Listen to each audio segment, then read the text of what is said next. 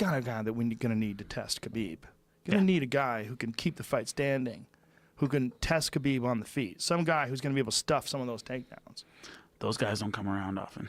Well, not with him. Tough. When you see what he did to RDA, he ragdolled Dos Anjos, which is crazy. I mean, I do not know. There's a timeline of Dos Anjos' dominance, right? That's a strong 70. Yeah. Yeah, Dos Anjos is a strong 70. But this was a different time in Dos Anjos' training, and I think Dos Anjos made some giant leaps when he started doing strength and conditioning with Nick Curson. Yep. He started doing it just had way more output inside the cage. But the crazy thing was that Dos Anjos is one of the best grapplers in the division. Yeah. And you see what he was able to do with Neil Magny. Leg kicks Neil Magny, gets him to the ground, smushes him. You know, I mean, his fucking ground game is really legit. So to see him get ragdolled by Khabib, you're like, how is he doing that to RDA? You know? It's nuts. At 55. Yeah. Yeah. He's something special. So it's like, who is left at 55? Especially now that Dos Anjos has moved on successfully to 170. Who the fuck is left that's going to be able to keep the fight standing? You know? That's the tough part. I don't think there are many answers. I really don't know either, man. I think they got to put together the Ferguson fight pretty quickly. That's in the a fight. reasonable time, because it's a big fight. That's the fight. That's the fight. The question is, it's going to be for the title. Is it going to be Ferguson and Conor gets stripped, and Ferguson and Khabib fight for the undisputed title? Because they will just make Ferguson the undisputed champion if Conor gets stripped, which I don't think is a bad thing. No. Look, Conor's still fucking Conor. If Conor comes back a year from now, he's still Conor. Huge. Doesn't matter. He's still fighting probably for the title right away. Everybody's going to want it. Everybody's going to want the pay-per-view money that comes with it. Hop on board. But Tony versus Khabib is very interesting. Yeah. Very interesting. Khabib is a guy you have to get his respect. Yeah. And you Tony have to give him a reason to back up. Tony knows how to fight off his back. Very good. Yeah. Very dangerous off his back. Not just dangerous off his back in terms of submissions, but very good defensively off his back. You know, he's got really good composure, very good wrestler. His chokes are fucking nasty, man. He catches chokes from weird angles. You know, he's good at sweeping you. He's legit. He's a legit champ, but that's the fight. Yep. I mean, that's the fight. Anything else is the fans will be calling for Khabib. Yeah, it's just what do you do, though? Like, what do you do and how do you do it? Do you strip Conor? That's always the question, man. Because if Conor's like, fuck it, I want to fight Tony in Dublin. If he decides to come back and fight Tony, and then the winner fights Khabib in Russia, the world explodes. That would be huge. That would be the biggest thing. That would be fantastic. The winner fights Khabib in Russia for the undisputed title. You ever call a fight in Russia? No, but Khabib's going to ride a bear out to the cage. It's gangster, man. Put a cage over the bear's face. It's literally gangster. It's really it's a mobbed up place. Is it? That's fun there, yeah. How many times did you? I think 4. For Bellator? No, when I was with M1, they were running out of Russia. That's right. Yeah, so I did. That's right. St. Petersburg, and then I did. Did you enjoy Rostov it? Oh man, I had a great time. Yeah. Yeah. How's the food over there? Food's good. I don't like the way you said good.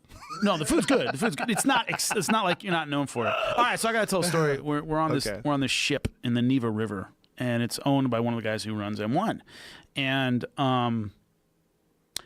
so we're on this ship in the Neva River, and it's got a restaurant on it, and we're sitting there, and Sean Wheelock, my old broadcast partner, is very persnickety about his food. He's persnickety about a lot of stuff, and we're sitting there with our boss and everything, and the guy who runs this ship, this big heavy in St. Petersburg, who's affiliated with M1, serves us this borscht, which is like, you know, a beet stew basically. Yeah. And he goes, man, we're really proud of our borscht. It's a big deal here.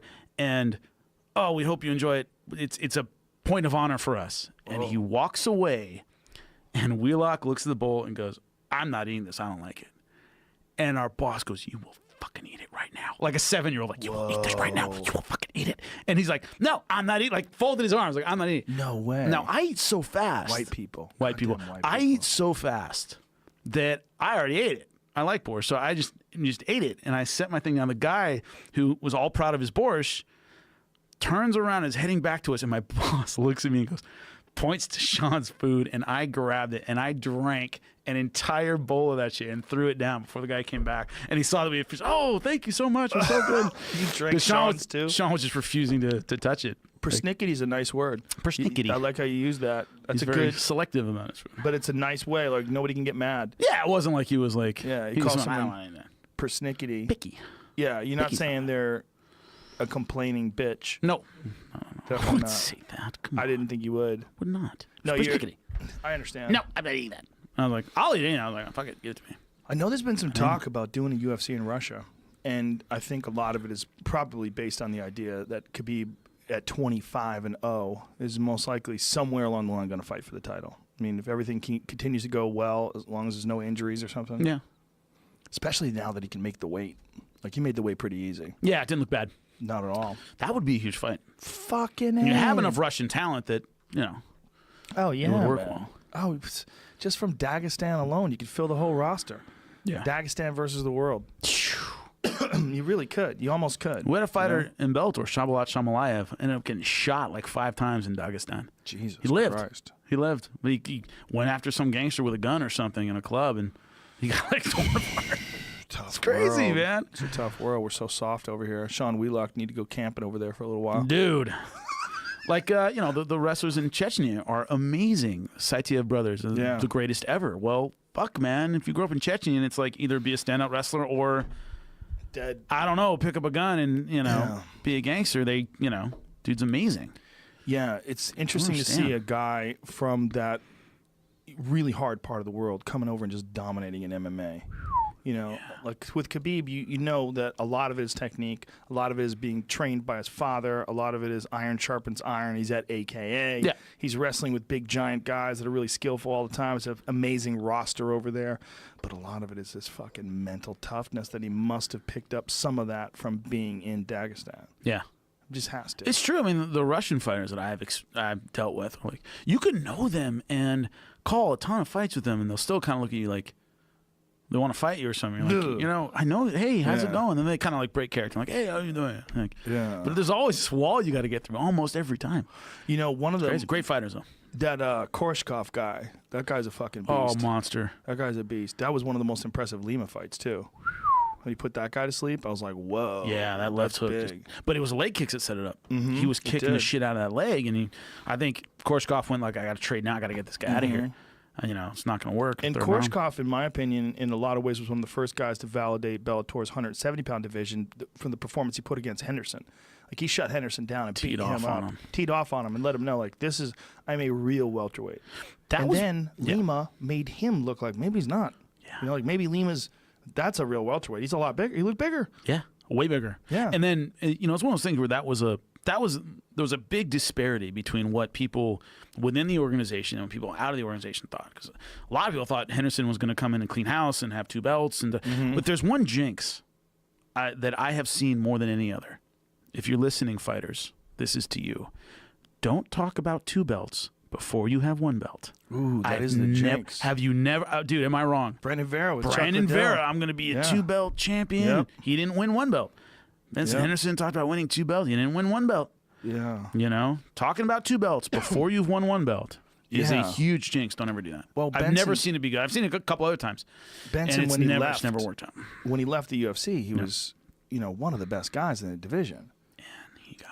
He's Got 1 dealt and with. 3 in It just this 170-pound weight class was just not right for him with a big guy like Korshkov. Yeah. You know, and it would have been more prominent if it was against Lima. Did you see like their weigh-in? Yeah, I went big difference. Like, you know, it's one of these where you think about if a guy has trouble making 55. Well, he's a 70. Right. No, he's not. He's not. There's He just needs there's to a huge difference figure between it like out. a big 55er and a natural 70. They are not in the same class. And Korshkov looked like a giant compared to Well, him. the difference is Lima's just not going to fucking make 55. It's just not It's happening. not in his DNA. If you can make the weight, Yeah, make the weight. make the weight. Yeah. You know. Yeah, it's boy, it's one of the most unfortunate parts of the sport. And I It's like the tough. fact If the that- cut isn't tough, then you shouldn't be there. Almost. You know what I mean? Right. Like if you could make it Right. easily, you know, it's tough, As man. long as it doesn't drain you, because everybody's different too, right, in their Yeah. response to dehydration. But Andy Foster, what he's done in California by instituting a bunch of new weight classes, I really hope that people follow suit. I really do. Yeah. I really hope there's one every 10 pounds. I just think giving people more options is going to – there's some fighters that are just on the cusp where it's just dangerous. You know, and then maybe if they fought, like Dos Anjos goes up to 70, that's a 55 to 70, 15-pound jump. That's a lot of weight, man. Yeah. 50% more than if it was just 10. And I think 10 is the move. I feel like every 10, you're not watering it down too much. You're making it reasonable. Just bang everything down to 5s. 55, 65, 75, 85, probably 95, 205, 225. heavyweight. So we were having a discussion with this once again. Boxing. I was talking to Steve Farhood.